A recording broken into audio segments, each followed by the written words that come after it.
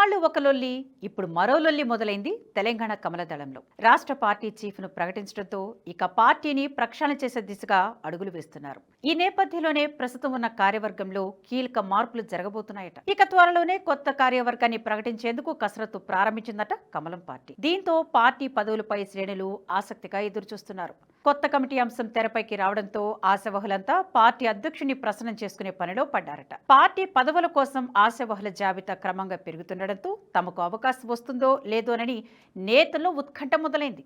ఇదిలా ఉంటే కొత్త కమిటీలైనా తమకు అవకాశం కల్పిస్తారా లేక మొండి చేయ చూపిస్తారా అని కొత్త నేతలు ప్రశ్నించుకుంటున్నారు. రాష్ట్ర అధ్యక్ష పదవిని పార్టీకి విధేయుడిగా ఉన్న రామచంద్రరావుకు పట్టం కట్టింది హైకమాండ్. మరి ఈ కమిటీలైనా కొత్త వారికి అవకాశం కల్పిస్తారా లేక పాత వారికే ప్రాధాన్యమిస్తారా అనేది ఆసక్తికరంగా మారింది. తెలంగాణ బీజేపీలో కొత్త పాత, లెఫ్టిస్ట్ రైటిస్ట్, జూనియర్ సీనియర్ అనే వర్గాలు ఉన్నాయనేది జగమెరిగిన సత్యం. అయితే పార్టీలో చేరిన కొత్త నేతలకు పార్టీలో ఉన్న పాత నేతల మధ్య పొంతన కుదరటం లేదు. పార్టీ మూలవాసులకు వలస నేతలకు మధ్య సయోధ్యకు బదులు సమరమే సాగుతుంది. గ్రూపులు వర్గాలు తారస్థాయికి చేరాయి. రాష్ట్ర పార్టీలో ఉద్దండులున్న ప్రజాక్షేత్రంలో ఆ పార్టీ వన్నె తగ్గుతుందే తప్ప పుంజుకోవడం లేదు. బీజేపీ సంస్థాగత ప్రగతి ఒకడు ముందుకు రెండడుగులు వెనక్కన్నట్లుంది. లోక్సభ ఎన్నికల్లో ప్రజలు అసాధారణ మద్దతు ఇచ్చినా దాన్ని నిలుపుకులేని దుస్థితి నాయకత్వపు స్వయంకృతాపరాధమేనని సగటు కార్యకర్త గింజుకుంటున్న పరిస్థితి. సభలు, సమావేశాలు, పార్టీ కార్యక్రమాలు, సభ్యత్వ నమోదు ఇలా ఏది చేసినా అంతటా గ్రూపు తగాదలే. ఇప్పుడు తెలంగాణ బీజేపీ ఒకటి కాదు, రెండు, మూడు గ్రూపులుగా ఉంది. నేతలు ఏ పని చేసినా దానివల్ల పార్టీకి ఎంత మేలు జరుగుతుంది, ఎలాంటి ప్రయోజనం చేకూరుతుందనేది కాకుండా నాకేమొస్తుంది, నేనెంత ప్రొజెక్ట్ అవుతాననే దృష్టితోనే నేతలు తమ స్వార్థంతో ముందుకు వెళ్తున్నారట. తెలంగాణలో గత అసెంబ్లీ ఎన్నికలకు ముందు ఈసారి అధికారం తమదేనని కమలం పార్టీ బల్లగుద్ది చెప్పింది. కానీ ఆ ఎన్నికల్లో కేవలం 8 చోట్ల మాత్రమే నెగ్గింది. నిజానికి తెలంగాణలో బీజేపీకి ప్రజాదరణ ఉంది. నేతల మధ్య సమన్వయం లేకపోవడంతో ఆ పార్టీని ప్రజలు దూరం పెడుతున్నారు. 2019 ఎన్నికల్లో 4 లోక్సభ స్థానాలు బీజేపీ గెలిస్తే 2024 ఎన్నికల్లో 8 చోట్ల గెలిపించారు. అంటే ప్రజలు ఆ పార్టీకి అసాధారణ విజయాలను అందిస్తున్నా వాటిని సుస్థిరపరిచేలా పార్టీ వ్యవస్థ మాత్రం బలోపేతం కావడం లేదు. నాయకుల మధ్య సయోధ్య, సామరస్యం, ఉమ్మడి కృషి లోపించింది. పంతాలు, పట్టింపులు ఎక్కువై ప్రజాక్షేత్రంలో పార్టీ ముందుకు సాగడం లేదు. నేతలు, కోటరీలు వ్యక్తిగత ఎజెండాలకే తప్ప పార్టీ ప్రయోజనాలకు ప్రాధాన్యత ఇవ్వడం లేదనేది విమర్శలు ఉన్నాయి. అంతర్గత క్రమశిక్షణ కలిగిన పార్టీగా పేరున్న బీజేపీ ఇప్పుడు ఆ ట్రాక్ రికార్డు చెరిగిపోయింది. గ్రూప్ రాజకీయాలు, అసమ్మతి వర్గం, పార్టీలోని ప్రత్యర్థులపై దుష్ప్రచారం, పార్టీ వ్యతిరేక కార్యకలాపాల వంటివి కాంగ్రెస్ పార్టీలో సహజమంటారు. ఇప్పుడు బీజేపీ కూడా అదే తరహాలో ఉందంటున్నారు. రాష్ట్రంలో పార్టీని బలోపేతం చేయాలని ఇతర పార్టీల నుంచి వలసలను హైకమాండ్ ప్రోత్సహిస్తుంటే కొత్త, పాత నేతల మధ్య సమన్వయ లోపంతో క్షేత్రస్థాయిలో పార్టీకి గుదిబండలా మారుతుంది.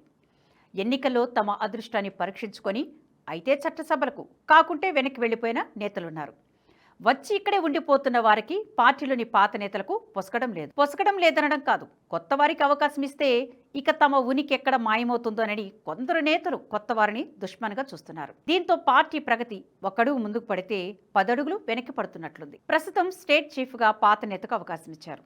అయితే కమిటీలోనైనా కొత్త వారికి అవకాశం కల్పించాలని వలస నేతలు ఆశిస్తున్నారు. ఆపరేషన్ ఆకర్ష ద్వారా పలువురిని పార్టీలో చేర్చుకుంది కమలదళం.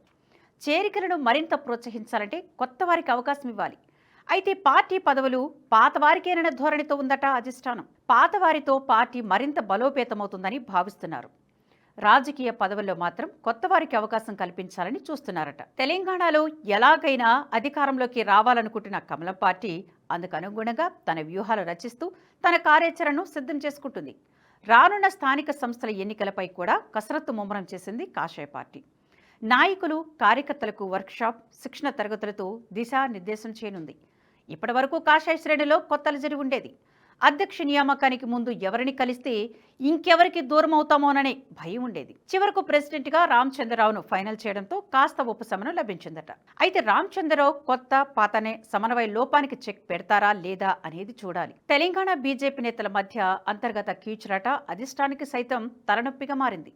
ఇప్పటికే నేతల మధ్య కుమ్ములాటలతో రాజాసింగ్ పార్టీకి దూరమయ్యారు. ఎంఐఎంకు కంచుకోటైన పాత బస్తీలో బీజేపీ తరపు ఎదురొడ్డి ఫైట్ చేశారు రాజాసింగ్. గోషామహల్లో రాజాసింగ్ గెలిచిన నాటి నుంచే బీజేపీకి ఆ ప్రాంతం అడ్డాగా మారింది. మరి ఇప్పుడు అలాంటి వ్యక్తిని కొందరు నేతలు తమ స్వార్థ రాజకీయంతో రాజాసింగ్ బయటకు పోయేలా చేశారని పలువురు పార్టీ నేతలే మాట్లాడుకుంటున్నారట. ఇతర పార్టీల నుంచి వస్తున్న నాయకులతో పాటు హిందుత్వ ఎజెండాతో ఉన్న నాయకులు కూడా పార్టీకి చాలా అవసరం. ఈటెల రాజేందర్ కు అధ్యక్ష పదవి అడిగితే లెఫ్ట్ భావజాలాల నుంచి వచ్చిన వ్యక్తి అంటారు. మరి రైట్ నుంచి వచ్చిన వాళ్లకు పార్టీ ఎంత ప్రాధాన్యం ఇస్తుందనే ప్రశ్నలు ఉన్నాయి. ఒక్క ఈటెలనే కాదు, అలాంటి మాస్ కేడర్ ఉన్న నేతలు పార్టీలో చాలా మందే ఉన్నారు. పార్టీకి కావాల్సింది జనాదరణ ఉన్న నేత. అధికార పక్షానికి ప్రతిపక్షానికి గట్టిగా కౌంటర్ ఇచ్చే నాయకుడు చాలా అవసరం. ప్రస్తుత కాలంలో సిద్ధాంతాలకు కట్టుబడి ఉన్న వ్యక్తి అయితే సరిపోదు. సిద్ధాంతాలతో పాటు ప్రజల నాడి తెలిసిన వ్యక్తి కావాలి. మాట్లాడితే ఆ మాటలు ప్రజలకు వెళ్లేలా ఉండాలి. అందులోనూ తెలంగాణ యాస భాషపై పట్టు ఉంటేనే ఆ నాయకుడు ఏం చెబుతున్నాడో చూద్దామని ఆసక్తి ఉంటుంది. మాస్కు మాస్, క్లాస్కు క్లాస్, ఎప్పుడు ఎక్కడ ఎలా మాట్లాడాలో అలా ఉంటేనే నాయకుడవుతారు. అలా కాకుండా ఏదో చెప్పాలనుకున్నది చెప్పాం అన్నట్లు ఉంటే ఆ పార్టీ విధానాలు ప్రజలకు వెళ్లడం కష్టం. నిజానికి తెలంగాణ బీజేపీలో రాటుదేలిన రాజకీయ నాయకులు ఉన్నారు. అయినా అధికారం మాత్రం ఆ పార్టీకి అందని ద్రాక్షగానే మిగిలిపోతుంది. తెలంగాణ కాషాయ పార్టీలో ఉన్న నాయకులు ప్రస్తుతం ఇతర పార్టీలో లేరు. వారికున్న అనుభవం, మాట్లాడగలిగే సత్తా, అధికార పక్షాన్ని ప్రశ్నించడం, విపక్ష పార్టీల తప్పులను ఎత్తి చూపడం, ఇలా ఏదైనా గంటల తరబడి ఏకధాటిగా స్పీచ్ దంచుకొట్టే నేతలున్నారు. నేతలు ప్రశ్నించడం మొదలు పెడితే అధికార పక్షానికైనా ఇతర పార్టీలకైనా ముచ్చమటలు పట్టేలా మాట్లాడతారు. కానీ మాట్లాడితే నాకే వస్తుందని, మాట్లాడితే నాకేంటి లాభం, ఎవరిని ఆపాదించుకుంటారో ఏమో అనే ధోరణిలో ఉన్నారు. అలా కాకుండా అందరూ ఏకతాటిపైకి వచ్చి పార్టీని అధికారంలోకి తీసుకురావడమే లక్ష్యంగా పనిచేస్తే మాత్రం అధికార పక్షానికైనా అపోజిషన్ పార్టీకైనా ముచ్చమటలు పట్టాల్సిందే. కానీ కొందరు సీనియర్లు అలా జరగనీయరనే ఆరోపణలు వినిపిస్తున్నాయి. కొత్తగా వచ్చిన వారికి అవకాశం ఇస్తే ఇక పార్టీలో తమ ఉనికి మాయమవుతుందనుకుంటారో ఏమో గానీ నాకు దక్కనిది మరొకరికి దక్కనీయనని ధోరణితో ఉన్నారట. మరి ఇలా అయితే అధికారంలోకి వచ్చేదెలా? కొందరు నేతల స్వార్థంతోనే తెలంగాణలో పార్టీ అధికారానికి దూరమవుతుందని పలువురు విశ్లేషకుల అభిప్రాయం. ఓ సమస్యపై ఆందోళన చేపట్టి పార్టీ నేతలు ఒకరు కేంద్ర బిందువుగా ఉంటే మరో సమస్యను ఎత్తి చూపి ఆందోళనకు ఇంకొకరు నేతృత్వం వహిస్తారు. ఇందులో ఒక కార్యక్రమానికి ఇంకొకరు వెళ్లొద్దని ఆయా గ్రూప్ సభ్యులకు ఆ నాయకత్వమే పరోక్షంగా సూచిస్తుందట. పొరపాటున సమస్యపై పోరాడదామని రోడ్డెక్కితే ఇది నా ఇలాకా, నాకు చెప్పకుండా మీరెలా మొదలు పెడతారు, మీరు చేస్తే నేను రావాలా అనే కార్యక్రమానికి దూరంగా ఉంటారట. ఇలాంటి గ్రూప్ రాజకీయాలున్న తెలంగాణ బీజేపీకి రానున్న స్థానిక సంస్థల ఎన్నికలు ఓ పెద్ద సవాలే.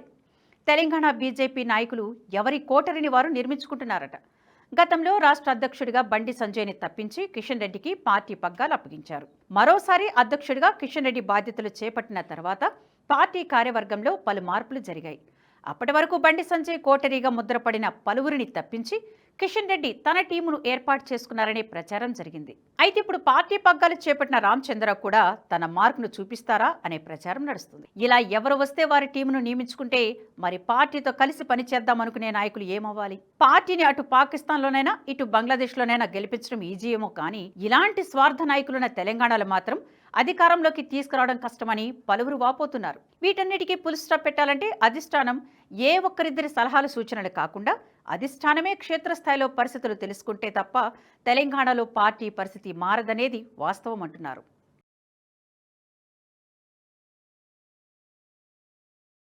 ఈ వీడియో మీకు నచ్చినట్టయితే లైక్ చేయండి, 10 మందికి షేర్ చేయండి. అలాగే కామెంట్ల రూపంలో మీ అభిప్రాయాలను మాతో పంచుకోండి. Nationalist hub group of channels ను సబ్స్క్రైబ్ చేసుకుని తెలుగునాట జాతీయవాద జర్నలిజాన్ని ప్రోత్సహించండి. ఈ వీడియో కింద ఉన్న బెల్ ఐకాన్ పై క్లిక్ చేయడం మర్చిపోవద్దు.